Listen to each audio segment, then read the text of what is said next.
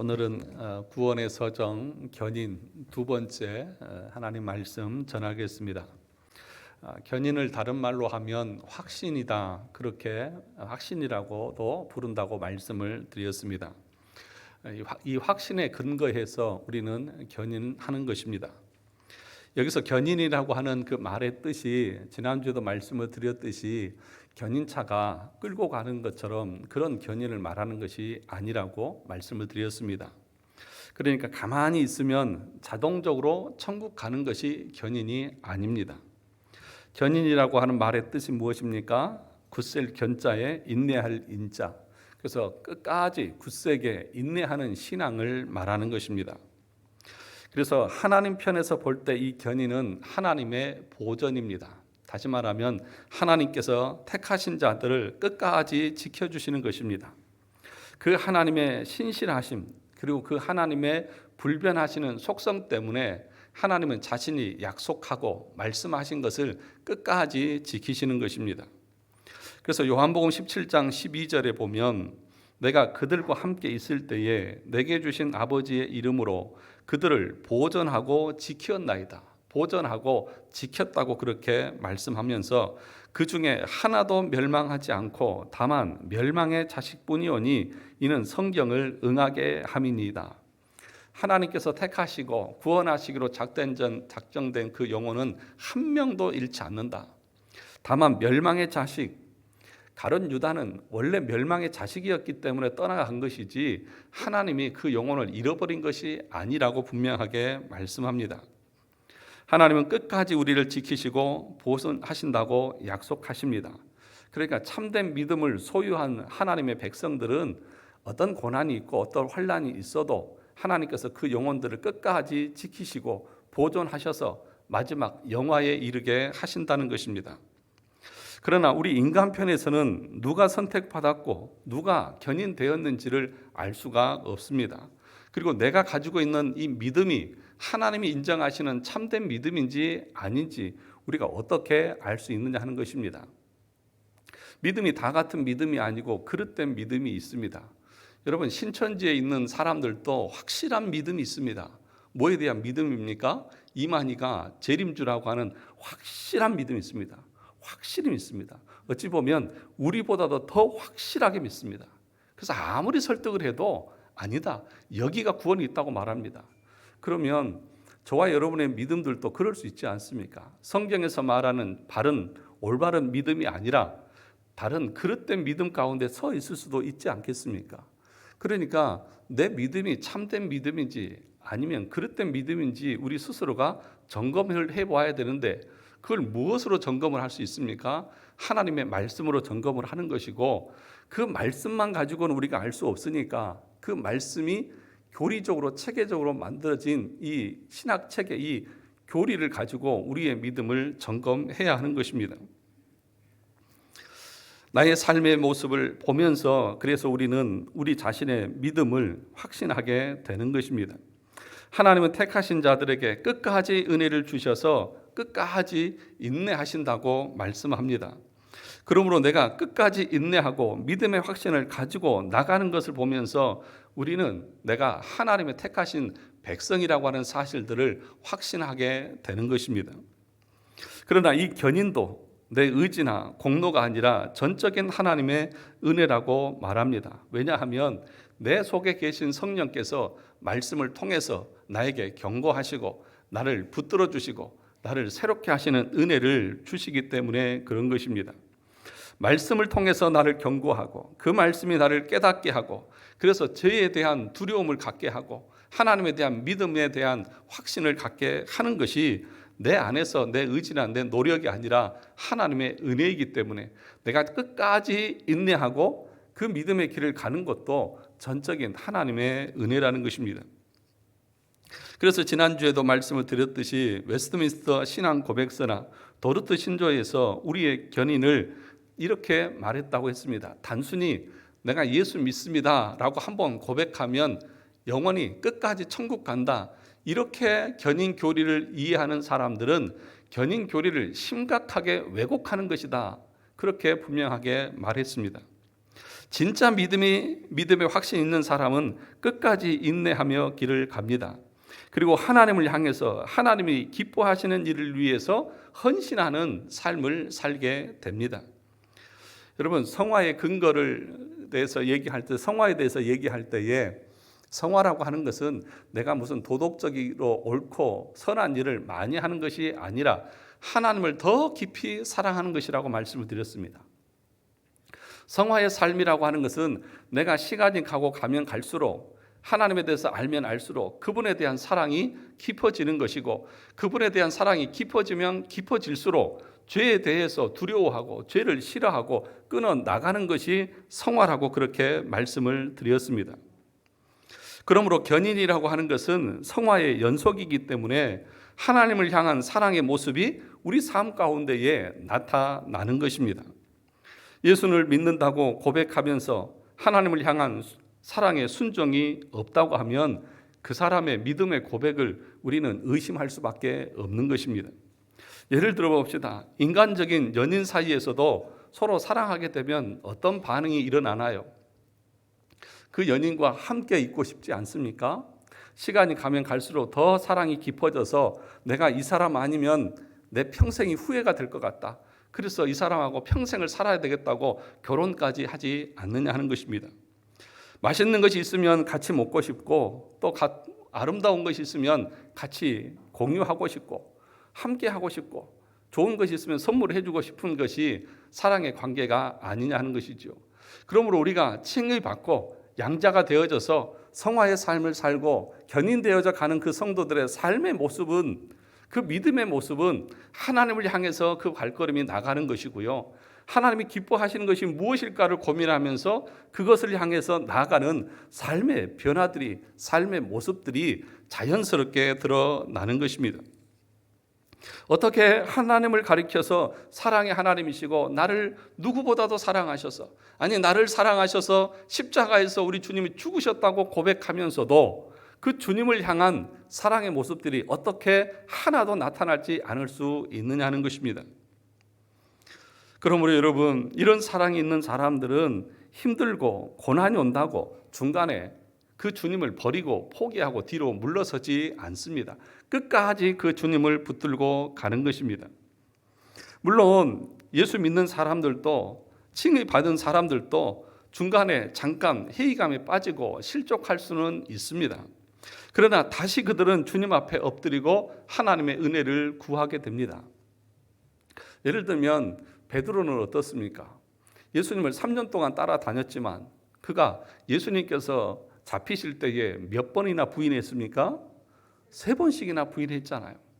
잠깐 부인할 수 있고 잠깐 실족할 수 있습니다. 그러나 어떻게 했습니까? 다시 회개하고 그 주님 앞에 다시 나오고 엎드리는 모습들을 우리가 보지 않습니까?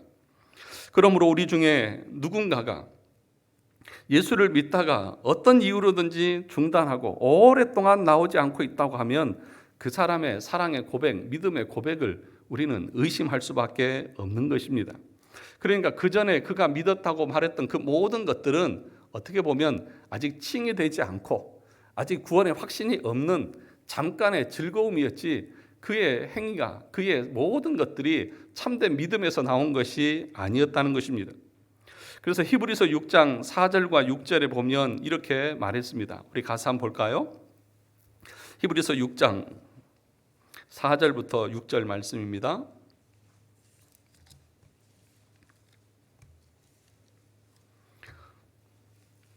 신약 성경 357쪽입니다. 358쪽. 히브리서 6장 4절에서 6절 말씀을 우리 같이 한번 읽어보도록 하겠습니다. 4절부터 6절입니다. 히브리서 6장 시작. 한번 빛을 받고 하늘의 은사를 맛보고 성령에 참여한 바 되고 하나님의 선한 말씀과 내세의 능력을 맛보고도 타락한 자들은 다시 새롭게 하여 회개하게 할 수 없나니 이는 그들이 하나님의 아들을 다시 십자가에 못 박아 드러내놓고 욕되게 함이라.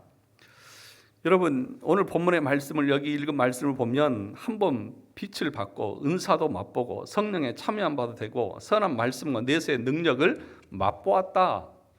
맛은 보았지만 그 하나님 안에서 열매는 맺지 못한 것을 보게 됩니다. 그러니까 이 말씀은 예수 믿는 사람도, 믿음의 사람들도, 참된 믿음을 가진 사람들도 견인해서 탈락될 수 있다, 이런 말을 하고 있는 것이 아닙니다. 이렇게 잠깐 교회에 나오다가 탈락한 사람들은 하나님이 능력이 없어서 보존을 못 시켜주고 끝까지 지켜주지 못한 것이 아니라, 이 사람들은 원래부터 선택된 사람들이 아니고 참된 믿음을 가지고 있던 사람들이 아니었다고 하는 것을 이렇게 잠깐 오고 떠나가 버린 것을 통하여서 그들 스스로가 증명하고 있다는 것입니다. 그러므로 여러분, 이 말씀은 무엇입니까?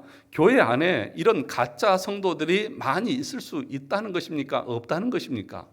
있다는 것입니다. 잠깐 맛을 보고 잠깐 신앙생활 하는 것 같고 잠깐 열심히 있는 것 같은 사람들이 교회 안에도 얼마든지 있을 수 있다는 것입니다. 이것이 여러분 두렵지 않습니까? 잠깐 견디다가 넘어져 버리는 것입니다.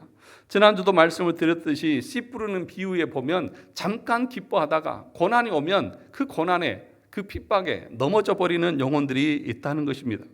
그런데 참된 믿음을 가진 칭의받은 사람들은 어떤 고난이 와도, 환경적으로 어떤 어려움이 찾아와도 그 하나님에 대해서 그 믿음을 잃지 않고 끝까지 인내하면서 그 믿음의 길을 간다는 것입니다. 그걸 보면서 우리는 하나님이 나를 선택하셨구나, 하나님이 나에게 은혜 주셔서 이 믿음을 견디게 하고 이 고난을 견디게 하고 이 어려움들을 끝까지 승리하게 하시는구나 라고 하면서 그 마음의 확신을 가지고 신앙생활을 하게 되는 것입니다. 그래서 이것도 내가 잘나서, 내 믿음이 좋아서 내가 여기까지 온 것이 아니라는 것을 여러분 기억하셔야 됩니다. 그러므로 늘 말씀을 드리지만 내 믿음 가지고 다른 사람의 믿음을 판단하는 것은 옳지 않습니다. 왜냐하면 내게 있는 믿음도 하나님의 은혜이기 때문에 그런 것입니다. 여러분, 예레미야 32장 40절을 가서 한번 보겠습니다. 예레미야 32장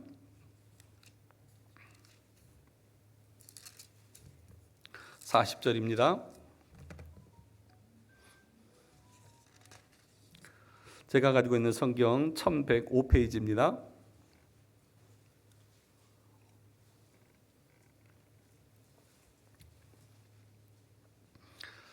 예레미야 32장 40절 같이 한번 읽어볼까요? 시작.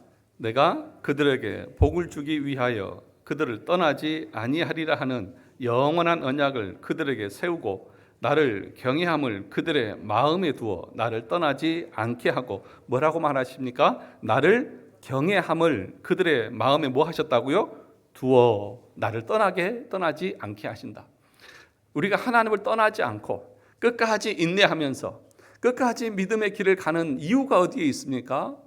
내가 믿음이 좋아서 그렇습니까? 나는 특별한 믿음이 있어서 그렇습니까? 아니에요. 하나님께서 우리 마음에 믿음을 주시고 그것을 떠나지 않도록 우리에게 확신을 더해 주셨기 때문에 우리가 끝까지 이 믿음의 길을 가는 것이지 내가 잘나서 그런 것이 아니라고요. 그러므로 수많은 어려움과 고난 가운데서도 내가 여전히 이 자리에 앉아서 하나님을 예배할 수 있다고 하는 것 자체가 하나님의 은혜이고 감사의 조건인 것이지 내 공로가 절대로 될 수 없다는 것입니다. 내가 10년, 20년, 아니 평생토록 그 주님을 떠나지 않고 이 자리를 지킨 것이 내 공로가 아니라 그렇게 오랫동안 그렇게 수많은 죄를 짓고 그렇게 수많은 어려움 가운데 있으면서도 나를 여기까지 하나님께서 지켜주셨구나, 이 감사의 조건이지 내 의의 조건이 될 수가 없다는 사실입니다. 그래서 하나님께서는 이렇게 하나님을 경외하는 마음을 우리 가운데 두었습니다. 뭘 통해서 우리를 지키시냐 하면 하나님의 말씀의 경고를 통해서 두려움을 갖게 하고 그 하나님의 말씀을 통해서 확신을 갖게 하고 그 말씀을 통해서 위로를 받게 하고 그 말씀을 통해서 소망을 갖게 하시면서 여기까지 우리를 보존하시고 이끌어 오셨다는 것입니다. 그래서 오늘 히브리서 10장 38절에서 보면 이렇게 얘기합니다. 나의 의인은 믿음으로 말미암아 살리라. 의인은 무엇으로 산다고요? 믿음으로 산다고요. 그런데 그 믿음은 누가 주신 것입니까? 우리 주님이 주신 것입니다. 그러면서 또 말합니다. 또 뒤로 물러가면 내 마음이 그를 기뻐하지 아니하리라 하셨느니라. 뒤로 물러가는 사람들도 있습니다. 어떤 사람인가? 이 히브리서 기자는 두 종류의 사람을 말하는데, 어떤 사람은 똑같은 고난 가운데서도 믿음으로 살아가고, 어떤 사람은 고난이 오면 뒤로 물러가서 점점점 교회를 멀리하고 점점점 주님을 멀리하면서 그 신앙에서 떠나가 버리는 사람이 있다는 것입니다. 사랑하는 성도 여러분, 그러므로 우리가 해야 될 일은 뭐냐 하면 점점점 뒤로 물러가는 그 사람들을 향해서 경고의 메시지를 전해야 됩니다. 그렇게 살면 안 된다. 그것이 믿음은 아니다. 참된 믿음은 하나님을 향해서 나가는 것이고 하나님을 기뻐하시는 일을 행하는 것이지, 고난이 오고 힘든 일이 있다고 그 믿음을 버려버리고 신앙생활이 나태해지는 것은 성경의 말씀에 비추어 보면 너는 아직까지는 칭의받지 못한, 선택받지 못한 사람일 수도 있다고 하는 것을 경고하면서 믿음에 대한 분발을 요구할 수 있어야 합니다. 계속해서 우리는 경고하면서 그들이 주님 앞에 나올 수 있도록 해야 한다는 것입니다. 왜냐하면 하나님 편에서는 그 견인이, 하나님은 끝까지 신실함을 지키지만 우리 인간의 편에서 볼 때에 내가 진짜 선택받은 사람인지 견인의 그 길을 가는지는 내 삶의 모습을 통해서 우리가 알 수 있기 때문이 아니냐는 것이죠. 그러면 우리가 하나님의 자녀인 것을 어떻게 확신할 수 있을까요? 이 사도 요한은 요한 일서를 통해서 우리가 뭘 가지고 확신할 수 있는지 그 확신의 근거를 우리에게 제시를 했습니다. 이 요한 일서는 언제 기록된 성경이냐 하면 AD 90년, 그러니까 AD 64년에 로마 황제 네로가 기독교인들을 박해했지 않습니까? 그 박해의 정점에 이르렀던 시기가 바로 90년대입니다. 그러니까 이 요한일서를 그때 기록한 이유는 그 고난과 핍박과 어려움 가운데서 성도들에게 확신과 위로를 주기 위해서 이 서신을 기록했습니다. 그래서 이 요한일서의 주제는 뭐냐 하면 확신과 위로입니다. 그래서 뭘 통해서 우리가 하나님의 자녀인 것을 확신할 수 있느냐에 대해서 얘기하는데, 우리 요한일서를 가서 한번 보겠습니다. 요한일서 2장입니다. 저 뒤로 가시면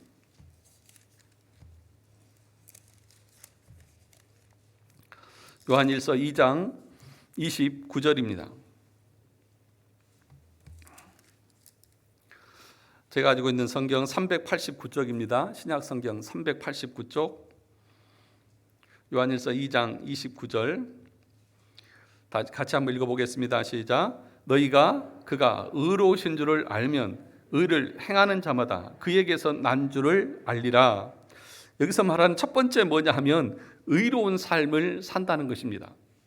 여기서 난 줄 안다라고 하는 그 말의 뜻은 뭐냐 하면 구원의 확신을 말하는 것입니다. 그러니까 의로운 삶을 사는 것을 통해서 성도들은 자신이 구원받은 하나님의 백성이라고 하는 사실들을 확신하는 거예요. 예수 믿게 된 이후에 내 삶이 달라지는 것입니다. 내 삶이 달라지는 그 모습을 통해서 우리 스스로가 내가 예수 믿는 구원의 확신, 구원받은 하나님의 백성이라고 하는 것들을 확신하게 된다는 것입니다. 두 번째는 요한일서 3장 14절입니다. 3장 14절을 같이 볼까요? 같이 읽어보겠습니다. 시작. 우리는 형제를 사랑함으로 사망에서 옮겨 생명으로 들어간 줄을 알거니와 사랑하지 아니하는 자는 사망에 머물러 있느니라. 두 번째는 뭡니까? 사랑하는 삶입니다. 거듭난 하나님의 백성들에게 나타나는 모습, 내가 서로를 사랑하고 주님을 사랑하는 그 모습을 통해서 내가 선택받아 구원받은 하나님의 백성인 것이 맞구나 라고 하는 것을 우리는 확신하게 되는 거예요. 사랑하는 것이 없다고 하면 여전히 그 사람은 어디에 앉아 있는 거예요? 사망에 앉아 있는 것이고 아직 구원받은 백성이 아니라는 것입니다. 내가 주님을 사랑하는 마음이 없고 그래서 그 사랑이 흘러 넘쳐서 이웃에게까지 가지 않고 있다고 하면 우리의 구원을 확신해서는 안 된다는 것입니다. 세 번째입니다. 요한일서 5장 1절에서부터 3절의 말씀을 보겠습니다. 요한일서 5장 1절에서부터 3절입니다. 같이 읽어보겠습니다. 시작. 예수께서 그리스도이심을 믿는 자마다 하나님께로부터 난 자니 또한 낳으신 이를 사랑하는 자마다 그에게서 난 자를 사랑하느니라. 우리가 하나님을 사랑하고 그의 계명들을 지킬 때에 뭐 할 때요? 그의 계명들을 지킬 때에 이로써 우리가 하나님의 자녀를 사랑하는 줄을 아느니라. 하나님을 사랑하는 것은 이것이니 우리가 그의 무엇을? 계명들을 지키는 것이라. 그의 계명들은 무거운 것이 아니로다. 그러니까 우리가 뭘 통해서 확신할 수 있느냐? 하나님의 계명, 율법, 우리 삶의 규범인 이 말씀을 지키면서 살아가는 그 삶을 통하여서 우리 스스로가 우리의 구원을 확신하게 된다는 것입니다. 그러니까 정말 거듭나고 구원받은 하나님의 자녀들은 이 말씀을 사랑하죠. 그리고 그 말씀을 지키면서 살아가는 것을 즐거워합니다. 여기 뭐라고 말했습니까? 무거운 것이 아니라고요. 무겁지 않습니다. 그러니까 이거 하십시오, 이거 하십시오, 이렇게 하십시오라고 말하는 것이 진짜 거듭난 백성들에게는 부담이나 짐이나 십자가가 아니에요. 여러분, 우리는 십자가 그러니까 아주 무겁고 고통스럽게 지는 거라고 생각하잖아요. 그런데 십자가는요, 어떤 사람이 지냐? 기꺼이 지는 거예요. 기꺼이. 즐거움으로 지는 것이 십자가예요. 우리는 막 겨우 죽을 둥 살둥 하면서 지는 것을 십자가라고 생각하는데 아니에요. 기쁨으로 지고 가는 것입니다. 자기를 부인하고 십자가를 기쁨으로 지고 가는 거예요. 그게 거듭난 하나님의 백성의 그 삶의 모습인 거예요. 내 계명들은 뭐 하라고요? 무거운 것이 아니에요. 가벼워요. 네 번째입니다. 네 번째 요한일서 5장 18절입니다. 5장 18절 같이 읽어보겠습니다. 시작. 하나님께로부터 난 자는 다 범죄하지 아니하는 줄을 우리가 아노라. 하나님께로부터 나신 자가 그를 지키심에 약한 자가 그를 만지지도 못하느니라. 네 번째는 뭐냐 하면 죄를 짓지 않는 것입니다. 여기서 죄를 짓지 않는다고 하는 것은 우리는 예수 믿으면 우리는 아무 죄도 짓지 않는다, 그런 말이 아닌 것이죠. 죄를 짓는 그 횟수들이 점점 줄어들게 되고 그 죄에 대해서 두려워하게 되고 그 죄에 대해서 혐오하게 되고 그래서 그 삶에서 점점 그 죄에 짓는 횟수들이 줄어들게 되고. 그런데 여러분, 거듭나지 않은 영혼은 어떻습니까? 죄를 한 번 지으면 조금은 처음에는 두려워하다가 조금 더 지으면 더 담대해지고 마지막에는 그 죄에 대해서 전혀 두려워하지 않는 모습으로 나타나는 것이죠. 그러므로 우리가 하나님 앞에서 살아간다고 하면서 똑같은 죄를 계속해서 반복해서 지으면서도 마음에 아무것도 없다고 하면 그 영혼을 어떻게 거듭난 영혼이라고 말할 수 있겠느냐는 것입니다. 그래서 사도 요한은 이러한 증거들이 우리 삶에서 드러나지 않으면 우리가 확신 속에 있다고 말할 수 없다고 말합니다. 다시 말하면 구원의 확신 있는 사람들은 죄를 짓는 것을 두려워합니다. 그리고 계명에 순종하고 사는 것을 즐거워하고 주님을 사랑하고 이웃을 사랑하면서 의로운 삶을 산다. 그것을 통해서 성도들은 확신을 갖게 된다는 것입니다. 반대로는 어떤 삶일까요? 입으로는 말하면서 의로운 삶에 대한 갈망이 없습니다. 내 신앙 속에서 주님을 사랑하는 구체적인 행동들도 전혀 나타나지 않고 사랑을 베풀지도 않고 하나님의 말씀인 계명과는 전혀 상관없이 여전히 죄의 영향 아래서 살아가고 있다고 하면 여러분이 아무리 이 자리에 앉아서 예배 시간에 몸은 와 있다 할지라도 여러분의 구원을 확신해서는 안 된다는 것입니다. 사랑하는 성도 여러분, 그러면 우리의 견인의 근거는 어디에 두어야 합니까? 어떤 사람을 하나님이 견인하십니까? 어떤 사람을 하나님이 구원하시고 어떤 사람을 하나님께서 끝까지 보존하십니까? 우리에게는 전혀 그 근거가 없고 성경에 보니까 하나님, 성부 하나님의 사랑의 선택 때문이다, 그렇게 말합니다. 하나님이 우리를 언제 택하셨어요? 창세전에요. 여러분은 왜 구원받으신 줄 아십니까? 여러분이 예수를 믿어서요? 아니에요. 여러분이 예수를 믿어서 구원받은 것이 아니고요. 원칙적으로 말하면 하나님께서 여러분들을 선택하셨기 때문에 여러분들 구원받은 거예요. 이해되십니까? 아니, 예수를 믿어야 구원받지, 목사님 이상한 소리 하시네? 여러분, 원리를 보세요. 하나님이 여러분을 선택하지 않으셨다고 하면 우리는 절대로 우리가 구원받을 수 없습니다. 그러니까 무슨 얘기냐 하면 우리의 주권이 우리에게 있는 것이 아니라 누구에게 있다고요? 하나님에게 있다고요. 하나님의 주권이 우리를 구원하시는 것이라고요. 그러니까 우리의 도덕적인 삶이나 윤리적인 삶이나 그런 것을 통해서 우리가 하나님의 선택받은 것이 아니라고요. 하나님이 만세전문에 우리를 선택하셨기 때문에 우리의 어떠함과 상관없이 우리가 아직 죄인 되었을 때에 우리를 사랑으로 선택해 주신 그 은혜로 내가 구원받은 것이지 내 의가 전혀 있을 수가 없다는 것입니다. 또 하나의 근거는 뭐냐 하면 예수 그리스도의 공로와 중보 사역 때문입니다. 오늘 로마서에서도 우리 주님께서는 뭐라고 말했냐 하면 우리를 위해서 간구하신다. 34절 보시죠. 8장 34절 보니까 누가 정죄하리요 죽으실 뿐 아니라 다시 살아나신 이는 그리스도시니 그는 하나님 우편에 계신 자요 우리를 위하여 간구하는 자신이라. 우리가 어떻게 끝까지 견인될 수 있느냐? 그것은 예수 그리스도의 중보 사역 때문이다. 그 중보 사역을 두 가지로 우리가 얘기할 수 있는데 우리가 수요일 날 중보자 예수 그리스도에 대해서 배우시잖아요. 예수 그리스도께서 어떻게 하셨습니까? 중보자로서 대제사장이 1년에 한 번씩 지성소에 들어가서 이스라엘 백성들의 죄를 다 용서를 구하듯이 이스라엘 백성들 그 12지파의 이름을 이 보석의 가슴에 흉패에 붙이고 들어가서 하나님 앞에 이 백성들의 죄를 용서를 구하듯이 하나님께서 우리 이름을 가슴에 새기고 들어가서 그 피로 우리의 모든 죄를 용서해 달라고 구하시고 그리고 그 하나님 보좌 우편에 앉으셔서 여전히 계속해서 우리를 위해서 중보하시는 그 은혜로 말미암아서 우리가 끝까지 견인될 수 있다는 것입니다.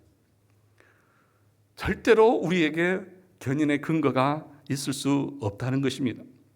세 번째 견인의 근거는 뭐냐 하면 말씀의 씨앗으로 내주하시는 성령님 때문이라고 말합니다. 에베소서 1장 13절에 보니까 이렇게 말합니다. 그 안에서 너희도 진리의 말씀 곧 너희의 구원의 복음을 듣고 그 안에서 또한 믿어 약속의 성령으로 인치심을 받았으니. 그러니까 말씀을 통해서 성령께서 우리 안에서 인을 쳐주시는 것을 통해서 우리가 견인된다 그렇게 얘기를 하고 있습니다. 인친다고 하는 것은 뭐예요? 도장을 찍는다는 거잖아요. 말씀을 통해서 우리 안에서 성령께서 우리의 심령 가운데 도장을 찍으십니다. 너는 하나님의 자녀라고 하는 사실을 확신을 주시는 것입니다. 여기서 인을 친다고 하는 것은 하나님의 백성인 것을 말하는 것입니다. 그래서 요한계시록 7장 4절에도 보면 이렇게 말합니다. 내가 인침을 받은 자의 수를 들으니 이스라엘 자손의 각 지파 중에서 인침을 받은 자들이 14만 4천이니. 무슨 얘기예요? 여러분, 이 설교 시간에 하나님의 예정되고 선택되던 하나님의 백성들은요, 말씀을 들을 때에 그 말씀이 옳다고 인정을 하게 되고요, 그 말씀을 그대로 받아들이게 되어지고 성령께서 그것을 확신하게 하시는 그 도장으로 인을 치는 그 은혜를 우리 가운데 주신다는 거예요. 여러분 마음 가운데에 말씀을 들을 때에 그 말씀이 옳고 그 말씀이 진리고 저 말씀대로 내가 살아야 하나님 사는 것이 하나님의 은혜라고 하는 그 확신들을 여러분들이 가질 수 있기를 주의 이름으로 축원합니다. 그래서 인을 치는 거예요. 성령께서 말씀을 통해서 인을 치는 거예요. 그걸 통해서 성도들은 감격하고 감사하고 하나님의 은혜 가운데에 나아가게 되는 것입니다. 그러면서 그것이 확신되어졌을 때에 그 인을 치면 내 마음이 어떠냐? 흥분되고 뛰고 설레이고 그런 기쁨들이 있는 거예요. 여러분 구원받은 하나님의 백성들이 그것을 깨닫고 알았을 때에 확신하고 믿었을 때에 그것에 대한 감격이 얼마나 크고 놀랍겠냐고. 여러분 그런 경험도 있으지 않습니까? 예수 그리스도 처음 만났을 때 첫사랑의 그 감격이 있지 않으세요? 왜 그렇게 눈물을 많이 흘리시고 왜 그렇게 가슴을 치면서 회개하셨어요? 한 번도 보시지도 않는 분 앞에서. 왜요? 성령께서 인치시기 때문에. 그래서 그 가슴을 치면서 나 같은 것이 뭐라고 나를 구원해 주십니까? 하면서 인을 치는 거예요. 그러니까 뭘 통해서 하시는 거예요? 말씀을 통해서 하시는 거예요. 사랑하는 성도 여러분, 저와 여러분들 가운데에 이런 인침들이 있고 이런 확신 가운데에 끝까지 견인하는 은혜가 있기를 바랍니다. 그런데 이 견인을 방해하고 막는 요소들이 있습니다. 그것이 뭐냐 하면 우리의 기질적인 성향인데요. 의심이 많은 사람들, 기질적으로 우울한 사람들은 자신의 삶 가운데서 이런 확신의 삶의 모습들이 나타남에도 불구하고 여전히 불안한 가운데 살아가는 사람들도 있습니다. 그러면 그런 사람들은 구원받지 못할까요? 아니요.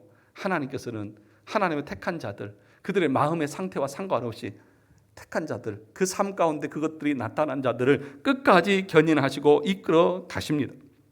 그것이 로마서 8장 37절에서 39절 뒤에 있는 말씀입니다. 다른 어떤 피조물이라도 우리를 우리 주 그리스도 예수 안에는 하나님의 사랑에서 끊을 수 없다. 우리가 넉넉하게 이길 수 있다. 그렇게 얘기를 하고 있습니다. 사탄이 우리의 배후에서 우리의 마음 가운데 확신하지 못하게 하고 의심하게 하고 그러면서 두려워하는 마음들을 줍니다. 그러나 그 어떤 사단의 세력도 하나님의 선택된 하나님의 백성을 끝까지 지키는 것에 대해서 어떤 것도 방해할 수 없다고 분명하게 말하는 것을 보게 됩니다.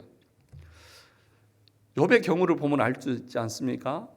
욥이 하루아침에, 그렇죠, 재산 다 잃고 자식들을 잃고 심지어는 그 아내까지 뭐라고 욥에게 욕을 합니까? 차라리 하나님 욕하고 죽어라. 하나님 욕하고 죽어. 욥의 아내가 얼마나 비참했으면 그렇게까지 말을 했을까요? 인간적으로는 이해가 가요. 그렇지 않습니까? 아니, 이래도 하나님을 네가 신뢰하고 이래도 하나님의 신실함을 당신이 믿는다고?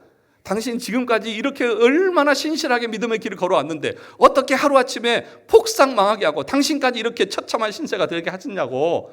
그것이 어떻게 하나님이냐고. 그런 하나님은 나 같으면 안 믿는다. 이렇게 말할 수 있잖아요, 인간적으로는. 그런데 욥은 뭐라고 말합니까? 2장 10절에 보니까 이렇게 말했습니다. 그가 이르되 그대의 말이 한 어리석은 여자의 말 같도다. 우리가 하나님께 복을 받았은즉 화도 받지 아니하겠느냐 하고 이 모든 일에 욥이 입술로 범죄하지 아니하니라. 다른 사람 같으면 다 떠나갔을 거예요. 그런데 하나님의 선택된 사람, 하나님의 택한 백성, 끝까지 그 고난 가운데서도 인내하고 견인하면서 하나님을 욕하고 불평하지 않고 끝까지 그 상황 가운데서도 하나님을 신뢰하잖아요. 여러분, 그래서 제가 지난번에 그 수요일날 하나님의 섭리에 대해서 공부하면서 그런 말씀을 드렸죠. 하나님의 섭리를 믿는 사람들은요, 절대로 하나님을 원망하면 안 돼요. 하나님의 섭리를 믿는 사람들은 어떤 상황 속에서도 불평하면 안 돼요. 왠지 아십니까? 하나님은 모든 것을 합력하여서 뭐 하시기 때문에요? 선을 이루시기 때문에. 그러므로 여러분들이 당장 눈앞에 좋아 보이는 것이 좋은 것이 아니고요, 여러분들의 삶 가운데 지금 나쁜 것이 아닐 수 있는 거예요. 그렇지 않습니까? 오늘 욥이 지금 당장은 그가 그 삶 가운데에 아내처럼 불평할 수 있습니다. 그런데 나중에 뒤에 가면 어때요? 하나님께서 어떻게 주세요? 그것 때문에 갑절로 주시잖아요. 만약에 그것 때문에 떠나버렸다고 하면 이 갑절의 은혜를 받을 수 있어요? 없어요? 없었겠죠. 그러니까 여러분, 하나님의 섭리를 믿는 사람들은요, 절대로 하나님 앞에 불평할 수도 없고 우리 환경 때문에 절대로 원망해서도 안 되는 거예요. 왜요? 지금 당장 좋지 않은 것이 나중에 좋은 것이 될 수 있거든요. 그것을 세상 사람들은 사자성어로 뭐라고 말합니까? 세홍지마라고 그러잖아요. 당장 악한 것이 오히려 더 복이 되어 오기도 하고, 복이었던 것이 또 해가 되기도 하고, 이런 것들이 반복되어지잖아요. 그런데 섭리에 보니까 하나님께서는 마지막에 뭐라고 말하냐면, 모든 섭리는 하나님께서 궁극적으로 교회를 위하시고 성도를 위하시는 것이다. 그렇게 결론으로 섭리를 말하고 있어요. 그러므로 하나님의 백성들은 어떤 상황 가운데 있어도요, 어떤 고난 가운데 있어서도요, 불평하거나 원망하는 것은 우리 믿음의 태도의 모습들이 아닌 거예요. 여러분이 어떤 처지에 있든지 어떤 상황 가운데 있든지 우리는 감사밖에 할 것이 없는 것입니다. 또 하나의 방해거리가 있는데 뭐냐면 양심입니다. 양심. 성경에 보면 이렇게 말합니다. 로마서 14장 14절을 가서 볼까요? 같이 보겠습니다. 로마서 14장입니다.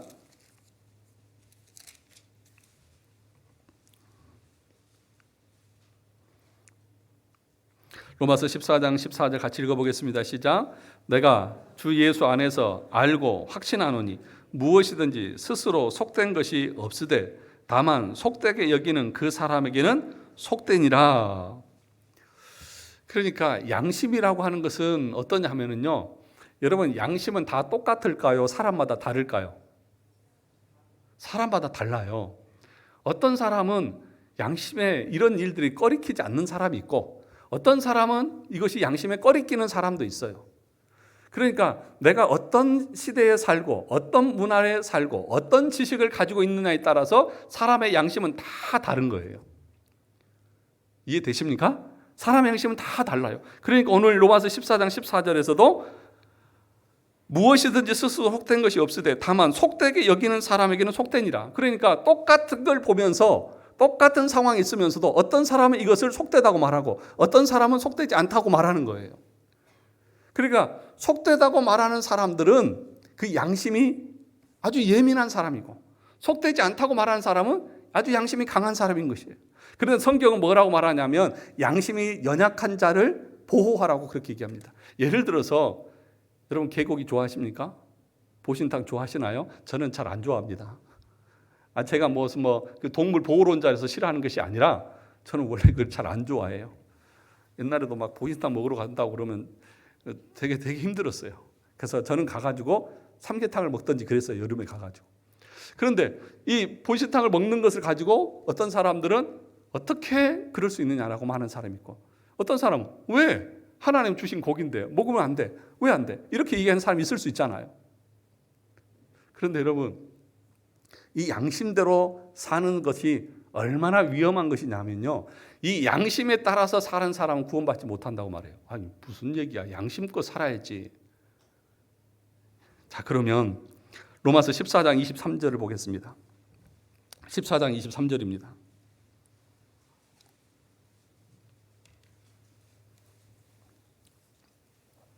(14장 23절) 같이 읽어보겠습니다. 시작. 의심하고 먹는 자는 정죄되었나니 이는 믿음을 따라 하지 아니하였기 때문이라. 믿음을 따라 하지 아니하는 것은 다 죄니라. 양심을 따라서 하는 사람들은 뭘 따라서 하지 않는 사람이에요? 믿음을 따라서 하지 않는 사람이에요. 그러니까 양심을 따라서 살아가는 모든 사람들은 다 죄인이다, 그렇게 말해요. 그럼 우리 양심을 다 내려놓고 살아가야 되나요?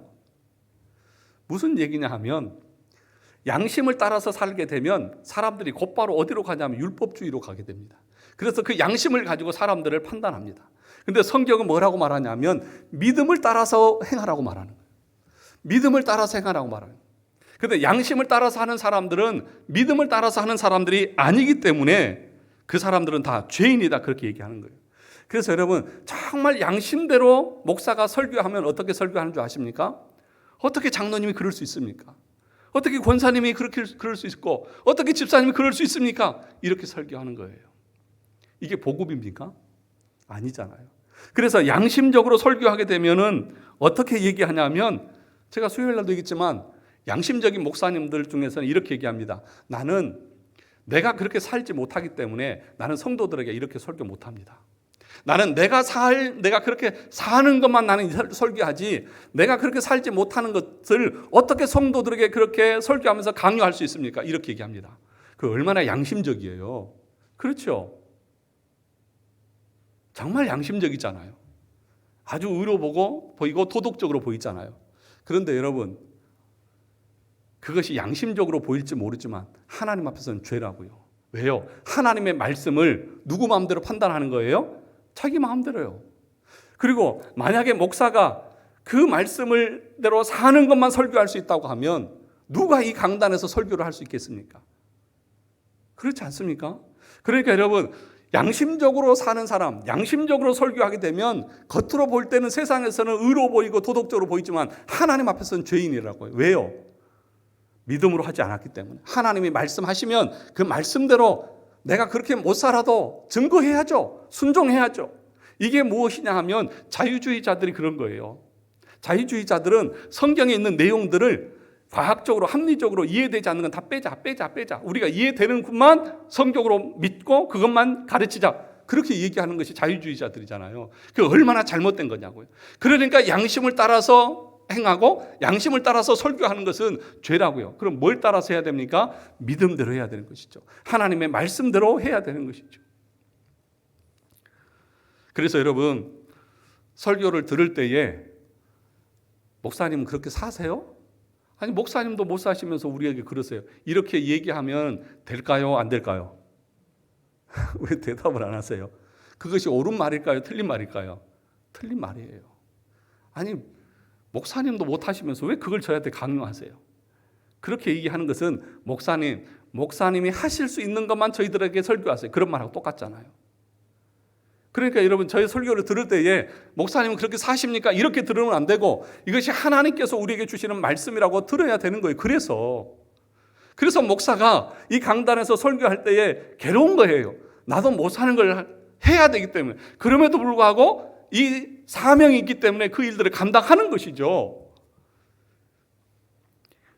그래서 사모님들이 목사님 그냥 강단에서 내려오지 마세요. 그런 말 하면 돼요, 안 돼요? 말은 잘하면서 삶은 안 따라오니까 그냥 강단에서 내려오지 말라고 그런다며요. 그렇게 얘기하면 돼요, 안 돼요? 그럼 자기가 와서 한번 해보든지. 제 아내가 그런다는 얘기가 아니고요. 그럼에도 불구하고요, 우리 이 기독교에서는, 우리 개신교에서는 이 양심의 문제를 작게 보지 않습니다. 종교개혁 자체도 양심에서부터 시작되었습니다. 루터가 그 양심 때문에 이 종교개혁을 일으켰던 거예요. 루터가 책을 썼습니다. 구원에 대한 잘못된 것들을 카톨릭 비판하는 책을 썼어요. 그래서 로마 카톨릭 교황이 보름스에서 이 루터를 불렀습니다. 그러면서 뭐라고 말했냐면, 너 이 책을 불태우고 더 이상 책을 쓰지 않던지 아니면 너 파면이다.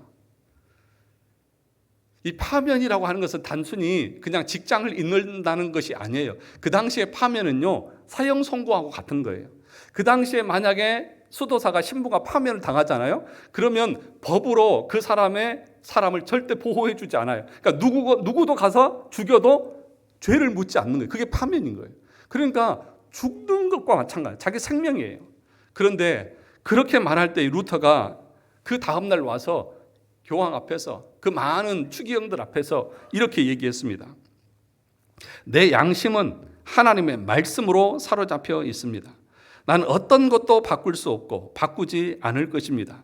왜냐하면 양심을 거스르는 일은 옳은 일도 아니고 안전한 일도 아니기 때문입니다. 루터는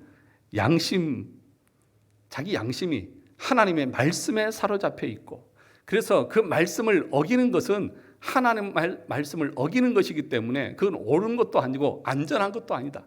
그러니까 이 양심과 복음이 연결되어 있다는 사실들을 말하고 있습니다. 그러니까 우리의 양심이라고 하는 것은 도덕적인 양심으로 흘러가서는 안 되고 하나님의 말씀을 근거로 하는 양심이어야 한다는 것입니다. 그래서 라틴어에서 이 양심이라고 하는 것은 지식과 함께라고 하는 뜻이 있습니다. 그러니까 내가 양심대로 산다라고 하는 것은 여러분들이 많이 배운 그 지식과 함께, 지식을 통해서 양심을 표현하는 거잖아요. 그러니까 우리 그리스도인들의 양심은 뭐가 돼야 돼요? 하나님의 말씀이와 함께 내 양심이 표현이 되어져야 되는 거예요. 그래서 성경에서 말씀하는 그 말씀이 내 가슴을 칠 때 내 양심에서 찔림이 있고, 그러면 그 양심에 따라서 내가 행동하고 순종하는 모습으로 나가는 것이 하나님의 견인을 이루어가는 모습이라는 거예요. 그러면 내 양심이 계속해서 하나님의 말씀에 붙잡히려면 어떻게 해야 될까요? 계속해서 말씀을 읽고 말씀을 공부하고 그것을 깊이 할 때만이 내 양심이 하나님 말씀에 사로잡혀서 하나님이 원하시는 견인의 삶을 살아가게 되는 것이죠. 사랑하는 성도 여러분, 올 한 해 성경 읽기표 다 받으셨죠? 대답들 안 하시면 다 받으셨어요? 그 말씀을 가지고, 그 표를 가지고 계속해서 성경을 기도하면서 읽으십시오. 그 안에서 그리스도를 발견하고, 그 안에서 하나님의 사랑을 발견하고, 그 안에서 나의 죄됨을 발견하고, 그 안에서 하나님의 무한하신 사랑을 발견하면서 계속해서 그 양심에 붙들림화 되어져서 우리의 믿음을 가는 것이 견인의 삶이라는 것입니다. 그것에 거부하고 그것을 부인하면 그 양심이 화인 맞아서 결국에는 멸망을 당하는 것입니다. 사랑하는 성도 여러분, 이것이 바로 구원받은 사람의 모습인 것입니다. 아무것도 하지 않고 아무런 열정도 없고 아무런 헌신도 없으면서 내가 견인받을 것이라고 착각하지 마십시오. 내 견인의 증거들이 하나님의 의로운 삶, 하나님을 사랑하고 계명을 지키고 나아가는 그 삶이 나의 견인의 확신의 근거인 것입니다. 저와 여러분들이 끝까지 하나님의 은혜 가운데 여러분의 영혼이 보존되고 영화에 이르는 축복이 있기를 주님의 이름으로 축원합니다.